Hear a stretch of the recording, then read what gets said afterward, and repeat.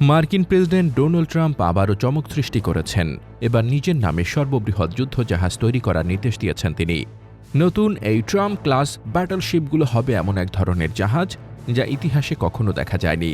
Hypersonic missile সহ একাধিক আধুনিক অস্ত্রে সজ্জিত এই জাহাজগুলো প্রসঙ্গে তিনি বলেছেন, এগুলো হয়ে উঠবে মার্কিন নৌবাহিনীর নতুন গর্ব।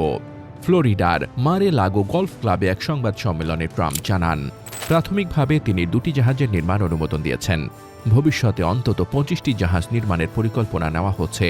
তার দাবি, এই জাহাজগুলো পৃথিবীর যত ব্যাটলশিপ তৈরি হয়েছে তার চেয়ে অন্তত 100 গুণ বেশি শক্তিশালী হবে এবং সব দিক থেকে দ্রুততম ও দীর্ঘতম হবে।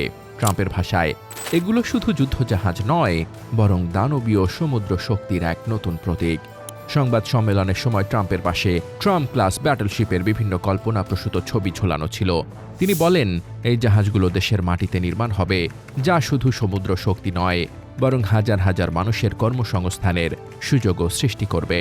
তবে এসব যুদ্ধজাহাজ নির্মাণ প্রসঙ্গে মজার তথ্য দিয়েছেন মার্কিন নৌবাহিনীর সচিব জন ফেলান। তিনি বলেন, ট্রাম্প নিজেই তার কাছে একটি বিশাল ও সুন্দর ব্যাটলশিপ তৈরির আবেদন করেছিলেন। এটি স্পষ্ট করে প্রেসিডেন্টের উচ্চাভিলাষ শুধু নৌবাহিনীকে শক্তিশালী করা নয়, নিজের পরিচয়েরও প্রতিফলন ঘটানো।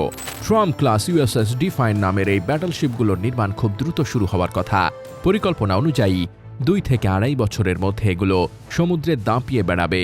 শুধু বড় জাহাজ নয়, এই উদ্যোগের আওতায় চালকবিহীন ছোট নৌযানও তৈরি হবে, যা ভবিষ্যতে সমুদ্র যুদ্ধের পদ্ধতিতে এক নতুন মাত্রা যোগ করবে।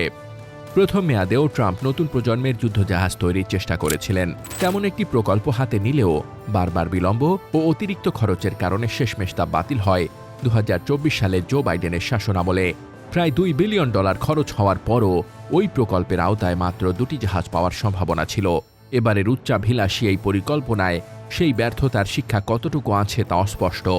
বিশ্লেষকরা মনে করছেন, ট্রাম্পের এই উদ্যোগের পেছনে মূল কারণ প্রতিদ্বন্দ্বী চীনকে দেখে নেওয়ার ইচ্ছা। বর্তমানে আমেরিকান জাহাজ নির্মাণের সক্ষমতা ও সংখ্যা চীনের তুলনায় উল্লেখযোগ্য মাত্রায় কম। চীন ইতোমধ্যে বিশ্বব্যাপী জাহাজ অর্ডারের 60% বেশি দখল করেছে এবং বিশ্বের সবচেয়ে বড় নৌবাহিনী তৈরি করেছে। ট্রাম্প চাইছেন এই শূন্যতা পূরণ করে সমুদ্রে আমেরিকার প্রাধান্য পুনঃপ্রতিষ্ঠা করতে। News desk, দুতিয়াল।